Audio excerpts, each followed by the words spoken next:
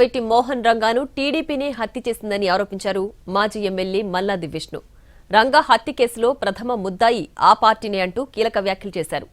ఏ party అయితే హత్య చేసిందో అదే పార్టీలో ఉన్న ఎమ్మెల్యేలు, ఎంపీలు, మినిస్టర్లు ఇవాళ దండలేస్తున్నారని, అందుకు ఆయన ఆత్మ క్షోభిస్తుందన్నారు మల్లాది విష్ణు.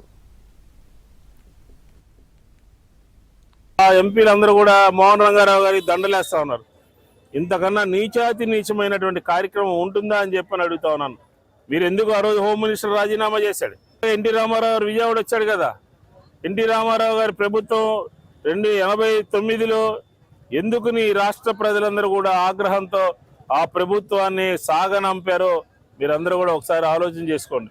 కాబట్టి తెలుగుదేశం పార్టీకి నైతిక హక్కు లేదు. మోహన్ రంగారావు గారికి దండేయటానికి తెలుగుదేశం పార్టీకి, తెలుగుదేశం నాయకులకి దండలేసేటటువంటి నైతిక హక్కు లేదు. ఈ తెలుగుదేశం పార్టీ వాళ్ళు ఎలా తయారయ్యారంటే ఎన్టీ రామారావు గారికి వెన్నుపోటు పడిస్తారు.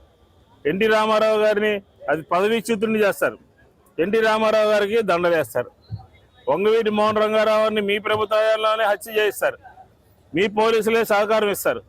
మళ్ళీ మీ ఎమ్మెల్యేలు, మీరు ఎంపీలే దండలేస్తారు. ఇది తెలుగుదేశం పార్టీ.